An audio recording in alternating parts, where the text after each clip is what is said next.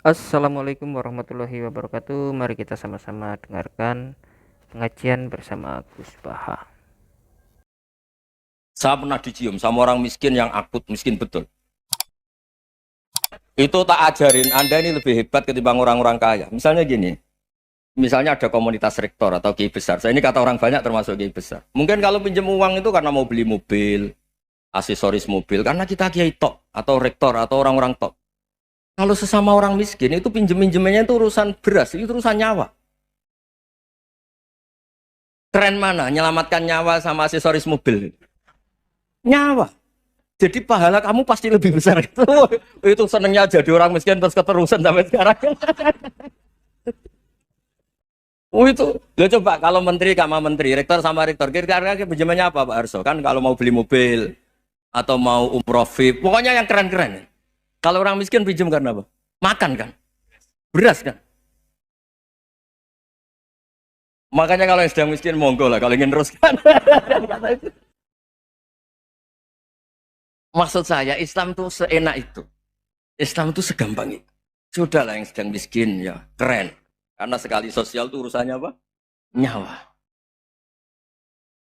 Tapi kalau miskin semua ya Indonesia bisa tutup kan. Ya sudah yang kaya-kaya itu saya menyelamatkan Indonesia karena bayar pajak yang menjadikan Indonesia berjalan. Tapi ya dipakai yang benar. Nah, begitu seterusnya. Ada kiai miskin cerita ke kita. Terus enak jenengan alim, terus punya santri banyak, bisa ngajar di mana-mana. Saya bilang, hebat kamu. Dia hidup di daerah tertinggal. Itu yang diajarkan kan hanya tauhid. Kan nggak mungkin desa tertinggal baca fikih perbandingan madhab. Kan nggak mungkin. Kalau yang kayak Pak Fajar, Pak Sadali kan nggak mungkin. Fikih perbandingan apa? Madhab. Menyorot madhab dunia. Oh, gaya engkek-engkek itu kan nggak benar. Tapi pertanyaannya, yang menyelamatkan masuk surga itu tauhid apa perbandingan madhab? Tauhid. Ini hanya mengajarkan fardu kifayah sunat-sunat. Ini Anda mengajarkan fardu ain. Surganya dulu kamu. Oh terus senangnya jadi kayak gitu. Karena yang diajarkan apa? Tauhid. Sementara kita yang gaya-gaya ini. Ajarkan perbandingan apa? Ada studi banding ke Al-Azhar kemana-mana. Ini enggak tauhid. Dari orang nyembah pohon jadi nyembah Allah Ta'ala. Keren enggak? Keren. Jadi terus kiai di sama saya senangnya bukan karena tak bela. Tapi ada yang agak kurang ajar tanya saya. Kalau itu hebat kenapa Gus gak mau jadi kiai di Waduh. Wah ya repot kalau pertanyaan. Terus tak jawab, kalau saya jadi kiai desa, kamu ngangsu ilmu dari mana coba? Ya dari jenengan, ya kalau sama gobloknya ada bisa. Ya sudah, Gus aja yang jadi kiai besar.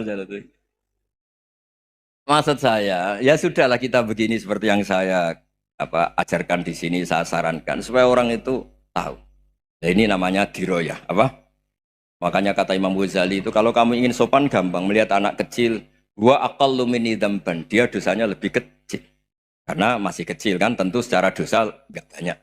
Kalau melihat orang yang tua, gua aktsaru minni ibadatan, dia tentu ibadahnya lebih banyak karena umurnya lebih banyak. Sehingga terus semua orang lain tuh di depan kita itu hebat. Ya semua orang lain sama misalnya Pak ini rektor, Pak Fathul Wahid rektor, tanggung jawabnya lebih banyak, berarti pahalanya lebih banyak. Tapi sama, ketika melihat Nyon Sewu melihat pegawainya yang secara lahir di bawahnya, ini tanggung jawabnya nggak banyak, pasti salahnya juga enggak. Itu yang diajarkan Rasulullah SAW, sehingga enak. Tapi kalau kita melihat orang lain selalu salahnya, itu pecundang. Allah saja tidak seperti itu kan, amal baik ya ada khairan, amal buruk ya ada saron, semuanya dilihat oleh Allah Subhanahu wa Ta'ala. Saya tuh punya teman Gus, agak beling, agak seenaknya. Dulu miskin. Wah itu seenaknya betul. Kayak kenal Tuhan sudah. Tak tanya. Kenapa kamu seenaknya? Satu bulan tuh labanya bisa 200 juta sampai 500, sampai 1 miliar. Saya itu Gus, setelah duha itu perkembangannya bagus. Duha, salah duha itu. Saya pernah miskin kan kata apa? Ingka dari rizki fisama apa? Wa ingka ana qalilan ya kalau fisama fa anzilhu terus wa ingka ana qalilan fakasirhu kalau sedikit perbanyak. Ini trennya sudah benar semua. Nah, wa ingkana apa ya haroman fatohiru. Kalau haram yang kau sucikan. Makanya saya seenaknya kalau kolilan sudah fakasiru paling trennya yang nggak bener juga fatohiru kata Mas. Dia yakin kalau yang nggak bener-bener sudah disucikan Allah karena yang lain-lain sudah dari miskin sudah kaya kolilan sudah fakasiru paling yang haroman juga sudah fatohiru gitu. Tak tanya, lah kamu kok tahu? Polanya sudah ada Gus karena sang kolilan. Wah, kamu sembrono sama Tuhan kok begitu kan? Tapi apapun itu seneng saya. Seneng saya sering salah teh, makanya saya mohon yang sekarang miskin, sedang miskin itu ya ndak usah nyesal banget-banget. Kalau ingin kaya monggo lah, namanya orang juga ingin. Tapi Anda harus bangga. Sosial antar kalian adalah urusan nyawa dan itu pahalanya luar biasa. Supaya kita, nah yang kaya-kaya juga boleh GR lah karena pembayar pajak. Dan itu bisa menyelamatkan apa? Indonesia Raya. Begitu seterusnya. Itu yang diajarkan Nabi antawadhu hatta la yabghiya ahadun ala ahadin. Kamu semua harus tawadhu sehingga antar kalian tidak saling tidak sopan, tidak saling liar, tidak saling mendolimi. Termasuk tadi sikap gak jelas tadi. Orang dolim yang sekarang dolim bisa saja tobat, yang sekarang soleh bisa saja nanti. Semuanya tuh mungkin. Kita diajari ya muqallibal qulub tsabbit qalbi ala dini. Jadi keliru kalau kita dalam banyak harus tegas gak mesti. Al halalu bayyinun wal haramu bayyinun. Tapi ada wa bainahuma umurun mustabihat. Ada yang wilayahnya itu abu-abu. Misalnya ada perempuan cantik misalnya contoh paling gampang. Kalau kamu ajari secara serius kamu bisa aja tergoda jadi fitnah. Tapi kalau orang soleh gak berani ngajarin kemudian digunakan orang fasik malah menjadi orang nakal kita juga tanggung jawab. Kamu mau tegas gimana? Wilayahnya sama-sama mungkin. Wilayahnya sama-sama mungkin. Yang dekat pejabat mungkin terkontaminasi KKN. Tapi kalau pejabat gak dekati orang soleh, punya perilaku yang gak soleh, yang repot juga Indonesia kan. Nah hal-hal seperti itu kita tidak perlu ngambil sikap. Maksudnya gak usah ngambil sikap, ya kita buktikan kalau milih satu madhab, kita buktikan semuanya lebih baik, semuanya lebih bermanfaat, semuanya lebih berperadaban. Karena gak bisa dihindari wabena humain. Termasuk nyuwun sewu saya mohon maaf sama mulai Pak Harso, Pak Lutfi sampai Pak Fathul Wahid. Saya ini termasuk kiai yang gak suka dekat sama orang-orang top. Bukan karena hasud. Memang konstitusi kiai harus gitu lah tamud dan ainaika. Kenal orang lebih tinggi itu kan resiko. Misalnya saya kiai desa, mungkin punya keri tua sudah seneng, punya kijang tua sudah seneng. Gara-gara kenal Pak Wahid naik Camry, waduh kok saya kalah itu. Kenal orang itu kan resiko. Mungkin dosen-dosen sini kalau kenal saya di Rembang juga resiko. Di sini gak ada cium tangan, melihat saya dosen, wah gak enak jadi dosen. Jadi memang harus dibatasin. Sekiranya mungkin orang terus karena latamud dan ainaika ilham. Kamu jangan sering melihat orang lain yang mungkin secara lahir dapat nikmat yang lebih tinggi timbang Anda. Kalau kamu nggak bisa ngelola hati Anda bisa hasut, Anda bisa dengki. Paling tidak Anda bisa ada syukur. Loh, saya itu sering didolani pejabat. Juga sering melihat pejabat di TV-TV. Naik mobil aja ada yang naikkan. Bahkan kalau wudhu itu anduk aja ada yang bawa. Itu kalau yang nggak kuat, weh naik jadi pejabat. Ya makanya terus konstitusi kiai itu mengatur sudahlah mata kamu itu kamu batasin. Jangan melihat sesuatu yang potensi ya, potensi menjadikan Anda tidak apa syukur. Jadi saya mohon ini memang konstitusi saya sebagai kiai jadi saya tapi di hati saya tetap akrab. Saya doakan semua untuk UI, untuk semua orang Indonesia kita doakan. Kita ingin semuanya tambah baik, tambah. Tadi katanya mau naik kelas ya. Kalau naik kelas dari rumah saya niatkan mari mengkaji diroyah. Diroyah itu melogikakan riwayat. Jadi misalnya kita sering dengar Rasulullah SAW sering ngendikan kalian masuk surga itu bukan hanya berdasar amal, tapi berdasar anugerah Allah Subhanahu wa Ta'ala. Oke, kita sepakat amal kita, perilaku kita, ibadah kita andaikan dikompensasi dengan nikmat yang Allah berikan tentu tidak seimbang. Untuk membayar itu saja sudah lunas. Jadi Anda semua tidak berhak masuk apa? Surga. Sehingga di beberapa riwayat dijelaskan ada orang yang 500 tahun ibadah, nggak pernah maksiat. Ditanya sama Allah, kamu masuk surga karena apa? Karena ibadah saya ya Allah. Ya sudah surga kamu 500 tahun saja karena ibadah kamu 500 tahun. Ini cerita umur-umur orang dulu. Ya Allah katanya surga engkau ini selamanya. Ya kalau yang selamanya itu rahmatku, kalau amal kamu terbatas ya surganya sesuai amal kamu ya terbatas. Ya sudah ya Allah berarti masuk saya surga saya ini karena fadl engkau, karena anugerah engkau. Itu namanya apa? Diroyah. Diroya itu satu kajian analisis di mana kita percaya riwayat, tapi kemudian punya logika, punya diroya. Ini penting supaya tauhid kita ini kuat. Jadi dulu ada orang yang sangat cerdas, namanya Jubair bin Mut'im. Dia saking cerdasnya, juga kaya, juga tokoh, dikirim sebagai delegasi pembebasan Asra Badrin, tawanan Badar.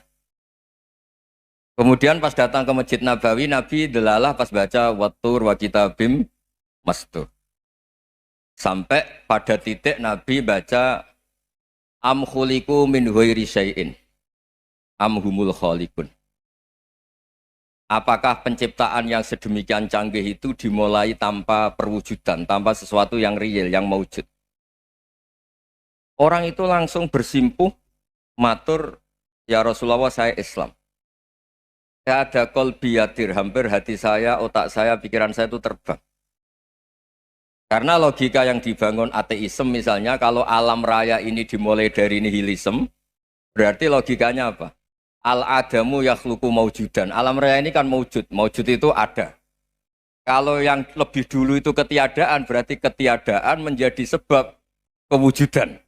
Kalau dalam bahasa Arab itu al-adamu yakhluqu maujudan. Sesuatu yang harusnya nggak jadi faktor karena ketiadaan, menjadi faktor sesuatu yang nyata. Itu kan nggak masuk akal. Ya, kalau alam raya ini ada al-adam sing yasbiku maujudan, berarti alam raya ini al-adamu yakhluqu maujudan, suatu yang tidak ada menciptakan yang ada. Dengan logika itu terus kita ngaji, diajari sama guru-guru kita, sifat dasar Allah itu maujud. Wallahu maujudun qadimun baqi. Terus masuk. Yang harus distatuskan pertama dari Allah itu apa? Maujud, wujud. Karena dengan wujud ini layak menjadi penyebab adanya alam raya ini. Sehingga ketika kita menolak faham nihilisme atau ateisme, faham tanpa Tuhan, tanpa pencipta awal, kita punya diroyah. Bahwa tidak mungkin ketiadaan ini menjadi sebab perwujudan alam raya ini. Yaitu amkhuliku min ghairi syai'in. Masa alam raya ini diciptakan tanpa sebab yang nyata, yaitu wajibil wujud. Siapa itu? Allah Subhanahu.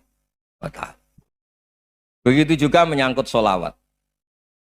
Orang boleh beda pendapat tentang redaksi sholawat. Ada yang sholli ala Muhammad, ala Sayyidina Muhammad, Nabi Muhammad. Monggo lah masalah redaksi saja. Tapi setelah dianalisis, Nabi itu Pak Rektor jadi Nabi setelah Nabi Isa saking dihormatinya sampai dituhankan.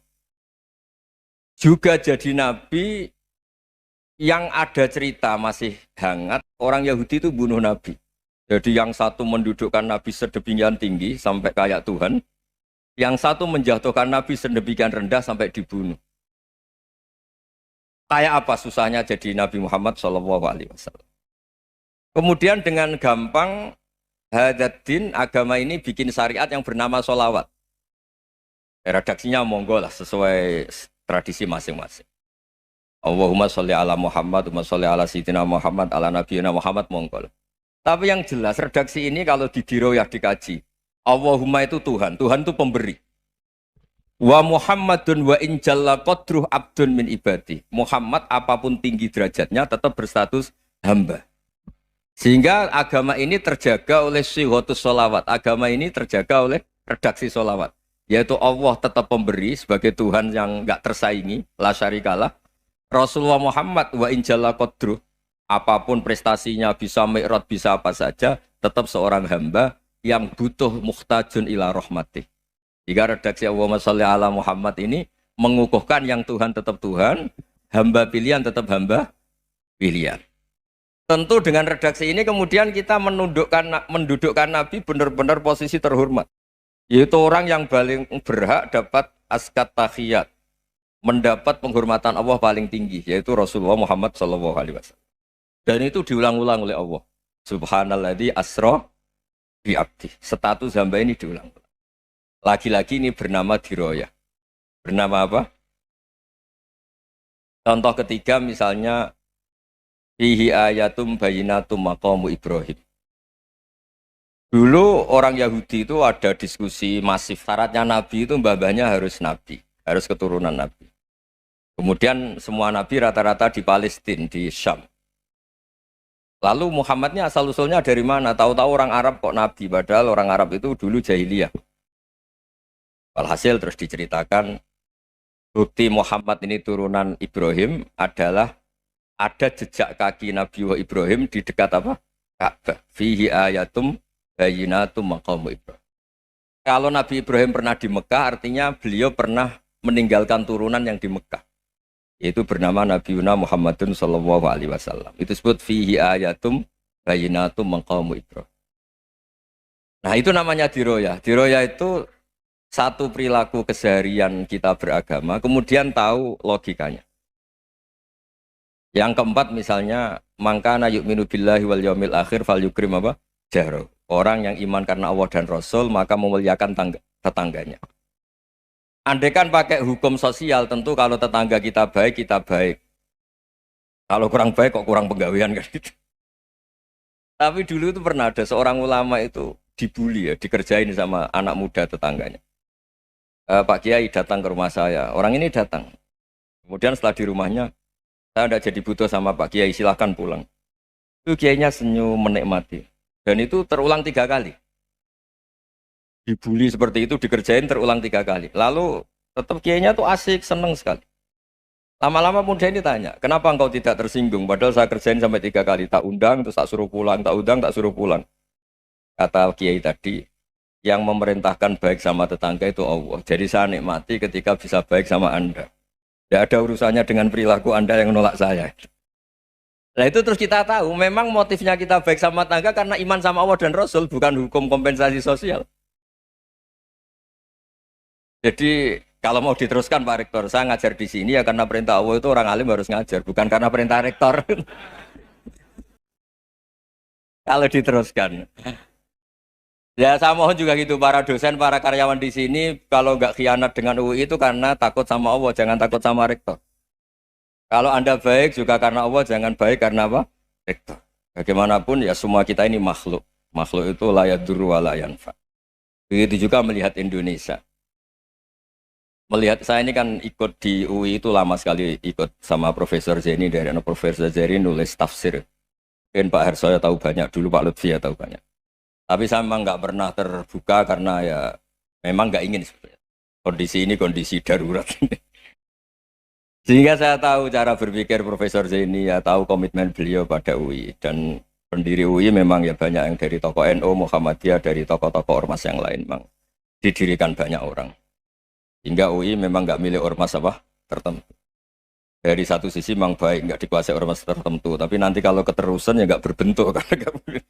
Ya sudahlah dikelola saja. Sambil-sambil jelas, sambil-sambil kadang nggak jelas. Yang penting ikhlas tadi. Karena kalau terlalu asobia itu jadi repot. Kita ini yang nekuni fikih itu tahu. Kalau tidak kuno itu madhabnya Hanafi. Kuno itu madhabnya Syafi'i. Tahu-tahu seakan-akan Imam Syafi'i itu NU, Imam Abu Hanifah itu Muhammadiyah. Padahal ini orang-orang yang sebelum NU dan apa? Ahmadiyah. Jadi kalau kita yang nekuni ilmu itu biasa saja dengan perbedaan. Tapi kalau orang-orang yang nggak siap dengan perbedaan itu sampai Allah disifati Ta'ala itu tidak terima. Padahal Ta'ala itu maknanya Maha Luhur, yang Maha Agung. Jadi ada seorang kiai kebetulan pidato pertama Pak Rektor. Assalamualaikum warahmatullahi ta'ala wabarakatuh.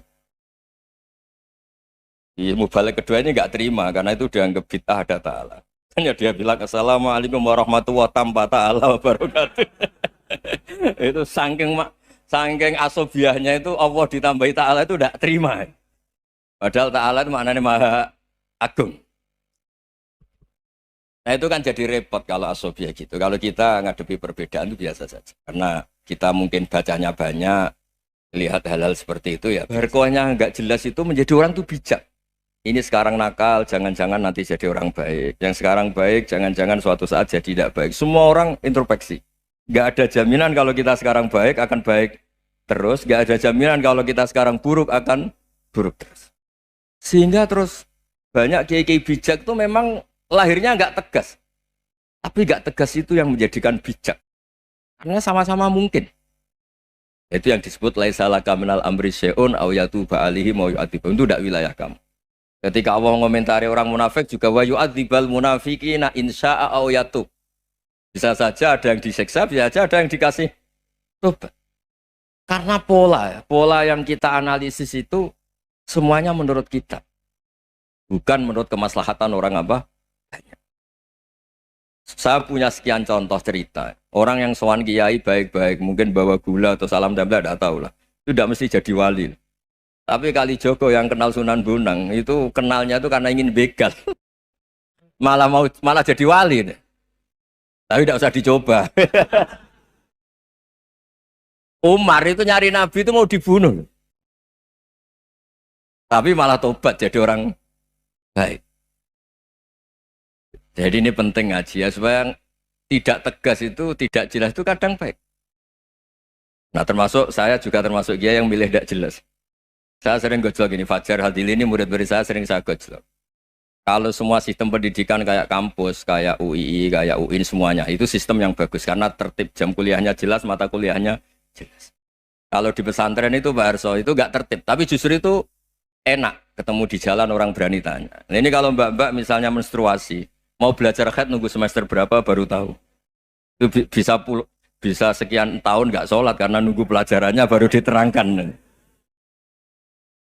Mau haji juga gitu, nunggu mata pelajaran haji. Kalau nggak jamnya, nggak mau dosennya ngajarin. Ya, kalau kiai kan enggak, ketemu di jalan tanya, dijawab. Jam berapa juga dijawab. Artinya Indonesia itu berkah, ada sistem kampus yang tertib. Ya semoga termasuk tertib gajinya. Tapi tertib gajinya itu juga sebenarnya rugi. Saya sering ada pegawai negeri Gus, tolong doain saja di PNS, enak jadi. Gajinya tetap. Kata saya nggak mau kalau gaji saya tetap. Kok bisa Gus, enak tiap bulan mesti dapat gaji. Kalau tetap nggak naik-naik kata saya. Kalau kiai gajinya nggak tetap, tapi di atas yang tetap kata saya. Artinya Indonesia itu berkah. Kalau semuanya pakai sistem pendidikan setertib ini, orang mau tanya haid ya nunggu pelajaran haid. Bab haji ya nunggu pelajaran haji. Tapi kalau ketemu kiai itu enggak.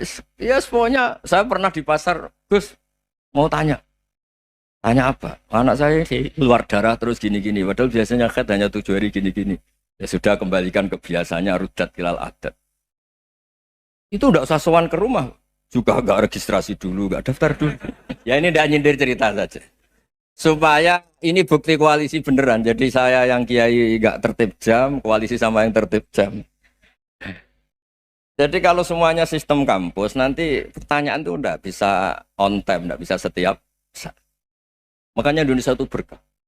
Kiai-kiai yang alim yang di jalan-jalan banyak. Juga kiai yang di kampus dokter-dokter fikih banyak. Yang nekuni ilmu umum ya banyak. Macam-macam. Itu masalah itu kalau saling mengadili itu baru masalah. Misalnya kiai ngeluh, enggak enak jadi kiai, enggak punya gaji tetap. Yang dosen ngeluh, enggak dicium tangannya. Karena memang unik Indonesia itu. Kalau guru fikih kok dosen itu tetap nggak dicium tangannya. Karena pikirannya anak-anak itu wong sudah bayar disuruh nyium. Itu kayak di alam sadar tuh gitu. Kalau kiai itu kan anak-anak nggak bayar itu. Ya opanya cium tangan itu. Makanya kalau kiai-kiai tidak keramat bisa mati karena dicium tangannya doang itu bisa mati itu kiainya. Ya ini cerita. Supaya saling menghormati saling. Nah dulu itu perbedaan itu urusan sudut pandang. Ya saya ulang lagi, perbedaan itu sudut. Allah yang Tuhan saja sering didebat sama nabi-nabinya karena urusan sudut pandang apa? Saya beri contoh ya. Suatu saat Khalilur Rahman Ibrahim itu saatnya meninggal sama Allah, Israel disuruh. Israel itu Ibrahim saatnya meninggal, ambil nyawanya. Setelah datang ke Ibrahim, ya Khalilur Rahman Ibrahim, saya disuruh nyabut nyawa Anda. Itu Israel dipaksa mikir sama Ibrahim. Hal ra'aita khalilan yumitu khalilah. Kamu tahu orang yang mencintai kemudian bunuh yang dicintai. Itu logika agak benar. Akhirnya Israel kan nggak biasa debat, kan nggak dilatih debat, nggak pernah ikut lomba UI debat ilmiah. Dia taunya nyambut nyawa aja. Kembali ke Allah. Ya Allah, kata Ibrahim, hal ra'aita khalilan yumitu khalilah. Masa kekasih bunuh yang dicintai ya. Tapi kata Allah santai. Bilang ke Ibrahim, hal ra'aita habiban yakrahu ayyalqa habibah. Masa katanya dia cinta saya kemudian ketemu saya tidak berani. Israel mater lagi. Logikanya gini, Ibrahim, masa yang dicintai sama yang ketemu yang dicintai nggak berani? Ya udah ketemu aja. Katanya yang meninggal itu. Artinya kamu bisa saja GR tidak mati-mati karena merasa dicintai, atau ingin mati karena mencintai. Nah, maksud saya hal-hal seperti ini orang UI pasti nggak jelas. Katanya cinta Allah suruh mati ya nggak mau. Nggak jelas kan? Dibilang nggak cinta juga nggak mau. Tapi dibilang cinta kalau ukurannya mati juga nggak mau. Nah, tapi dalam banyak hal nggak jelas itu penting, Pak Rektor. Penting sekali. Buatan guyon. Saya beri contoh sekian ilmiah, nggak jelas itu penting. Rasulullah Shallallahu Alaihi Wasallam itu dalam banyak hal itu disuruh Allah, memang disuruh supaya ngambil sikap seperti itu. Karena Allah itu punya otoritas penuh untuk bikin orang itu baik atau tidak baik. Wahsy itu yang membunuh Sayyid Hamzah, orang paling dicintai Nabi di antara yang dicintai Nabi. Qatalahu Wahsyun, dibunuh oleh Wahsy. Nabi secara basarnya itu nggak suka sama Wahsy. Sampai cara lahir ya ingin corong Jawa ingin masuk nol. Tapi apa kata Allah? Laisa laka minal amri syai'un aw yatuba alaihim aw yu'adzibah. Itu tidak wilayah kamu Muhammad. Malah Wahsy dikasih tobat sama Allah. Khalid bin Walid. Itu perang Uhud kalah itu karena ide brilian Khalid bin Walid. Pas itu masih panglima kafir. Yaitu pura-pura kalah, ghanimah dilepas, sahabat turun, pasukannya naik, walhasil orang Islam kalah. Khalid bin Walid akhirnya juga masuk Islam. Orang yang secara basariah Nabi itu gak siap. Kebalikannya juga ada. Sa'labah itu orang sampai gelar hamamatul masjid. Ini pas ngaji mesti ingat. Salam. Dia di masjid terus. Setiap habis salam tuh lari karena istrinya nyuwun sewu masih berpakaian yang tidak pantas. Kenapa engkau terburu-buru pulang? Pakaian yang dipakai istri saya sekarang saya pakai. Ya pakaian sarung itu kayak Pak Rektor kan fleksibel. Ini khusus mau Ramadan, tidak akan sarungan terus, gak usah khawatir. Jadi ini tadi sudah perjanjian. Saya yang kiai celananan, beliau yang rektor pakai sarung. Jadi iya. Supaya itu barter madhab. Tapi hanya sekali ini aja, bukan. Jadi jangan diharapkan ini jadi tontonan terus-menerus. Dan ini barter madhab. Saya sama Profesor Kores juga sering gitu. Saya pakai sarung yang dihadiahi beliau pakai sarung yang dihadiahi saya. Memang itu tradisi Islam. Tahadau tahabu, kamu saling memberi hadiah maka kamu saling mencintai. Bukan riswah, bukan riswah. Walhasil terus Sa'labah ini buat saya didoakan Nabi supaya saya kaya, supaya tidak sering ganti-ganti pakaian seperti ini sama istri saya. Jangan-jangan kamu miskin itu lebih baik. Ngotot minta didoakan. Didoain Nabi kaya, terus lama-lama ninggal sholat, ninggal jamaah. Itu Allah belum tersinggung. Yang mulai Allah tersinggung itu kan saya sering fatwa di mana-mana, sering memberi saran. Mumpung kamu miskin itu sering sedekah, karena kalau sudah kaya itu tidak bisa. Saya memberi analogi gini. Kalau saya masih santri miskin, punya uang 100.000, diminta guru saya 50 tak kasihkan, padahal itu 50%. Punya 2 kambing kurus, diminta guru saya 1 pasti tak kasihkan, padahal itu 50%. Jadi kalau punya sapi Brahman atau sapi limusin yang harganya itu 100 juta, punya 2, diminta 1 boleh enggak? Enggak boleh. Saya punya motor butut 2, diminta teman saya 1 boleh, tapi kalau Davidson Harley itu enggak boleh. Nah, walhasil itu kalau kita miskin, misalnya kita zaman kuliah atau zaman mondok atau zaman apa saja, punya uang 100.000, nartik temannya sampai 50.000 kan biasa. Tapi setelah 1 miliar, berani enggak kamu kasihkan 500 juta? Sama-sama 50%. Enggak kan? Nah, Sa'labah gitu, ketika zakat masih per 40 kambing 1 kambing itu sebenarnya kan masih ringan. 41, 82. Kambingnya itu sudah mabenal jabalen.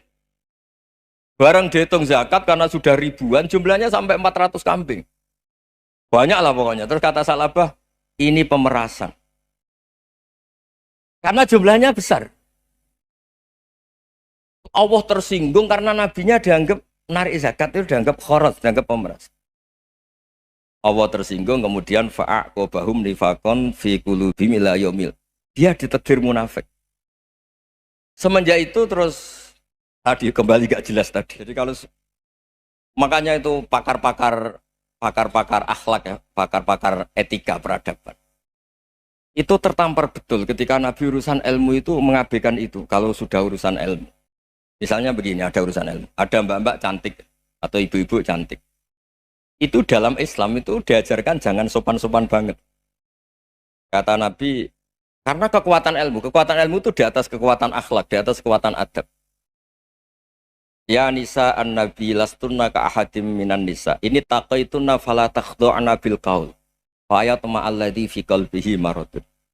Misalnya ada mbak-mbak cantik, menarik, kemudian sopan misalnya sama Pak Fajarin sama dosen-dosen. Monggo binara. Wah itu bahaya pikirannya kemana-mana. Ya. Orang yang imannya pas-pasan, wih berarti mau. Maksud saya kalau cantik, menarik, ketemu di jalan, biarin aja dosennya. Mau kemana, biarin aja. Gak usah dihormatin. Kalau dihormatin, Pak mau kemana sadereno bisa bahaya. Nah, biarin aja. Kalau tanya, Dek ini alamatnya mana? Cari sendiri Pak. Karena hanya dengan cara itu, si Pak dosen ini gak kepikiran. Gak ada orang suka, orang kedus itu gak akan.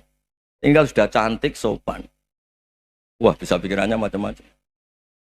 Itu ilmu. Fala takhdu'na bil qaul. Kamu jangan terlalu lirih kalau ngomong.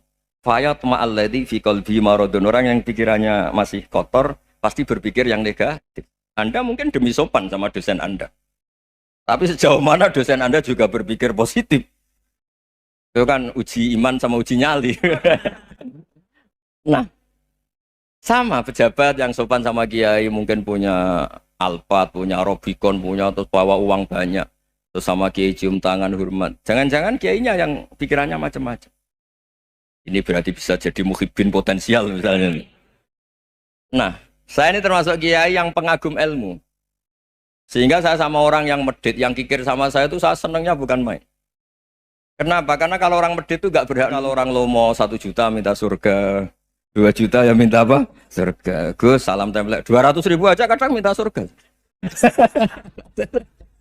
Tapi kalau yang kikir-kikir ya sudah salaman tok sudah. Gak minta apa-apa kan dia tahu diri, oh gak bayar kok minta. Maksud saya Islam itu luas, dinikmati saja Pak. Dinikmati saja. Nah itu diroya, maksudnya itu diroya. Diroya itu kamu tahu aturan Islam itu kamu harus yakin khairihi wa syarrihi minallah. Semua itu ujian, tapi kemudian dikaji. Makanya saya ini termasuk pengagum Imam Syafi'i. Imam Syafi'i itu dikasih tahu. Ada orang yang di depan engkau cium tangan hormat tuh di luar ngomong-ngomong, ngata-ngatain Anda. Imam Syafi'i tertawa-tawa sowan. Oh, ada ini dikata-katain di luar kok. Kok enggak kamu anggap munafik malah tertawa. Berarti saya wibawa, di depan saya enggak berani. Dianggap. Terima kasih, cukup sampai di sini dulu. Mudah-mudahan apa yang disampaikan oleh Gus Baha bermanfaat untuk kita semua. Assalamualaikum warahmatullahi wabarakatuh.